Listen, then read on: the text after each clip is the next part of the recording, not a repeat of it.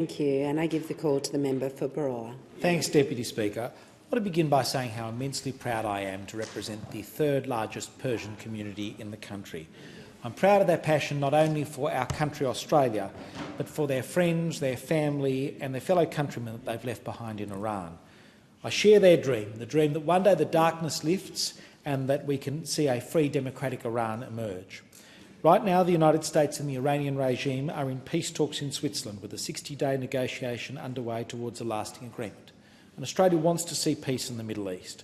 But we shouldn't be naive about who sits on the other side of that table, because at the very moment that this regime tries desperately to present itself to the world as a partner for peace, it continues to show us exactly what it is.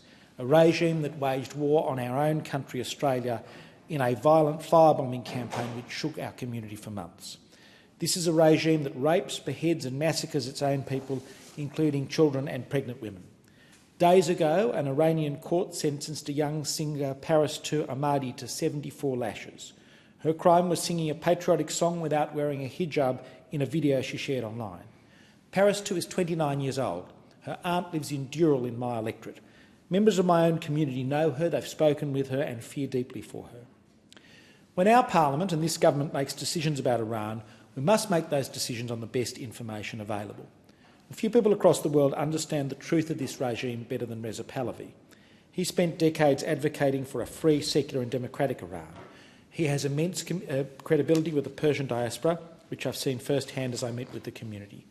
And just as in earlier times with different conflicts, we had people like Desmond Tutu coming to talk to us about South Africa, or Shanana Gusmao and Jose Ramos Horta talk to us about East Timor pre-independence. Australia needs to hear the voice of Reza Pahlavi, and this parliament does too. He's been welcomed in the US, in the UK, in France, Israel and Germany. A few weeks ago, I launched a petition calling on the government to invite Reza Pahlavi to Australia. More than 1,500 people have signed it in the past 2 weeks. And let me share just a few of those comments.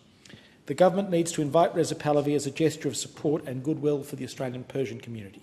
Given his growing international profile and the strong support he receives, such a visit would be highly meaningful. Inviting Reza Pahlavi to Australia is a great step towards a peaceful Middle East. Reza Pahlavi should be invited as a guest of our parliament so he can share his own understanding of the regime with us and meet the Persian community here who've waited so long to welcome him. Freedom from a regime like Iran is never handed over. It's won, and it's won when enough people refuse to stay quiet. So today I make a simple ask. Sign the petition, add your name and share it with the community. I'll keep collecting signatures and making the case for as long as it takes.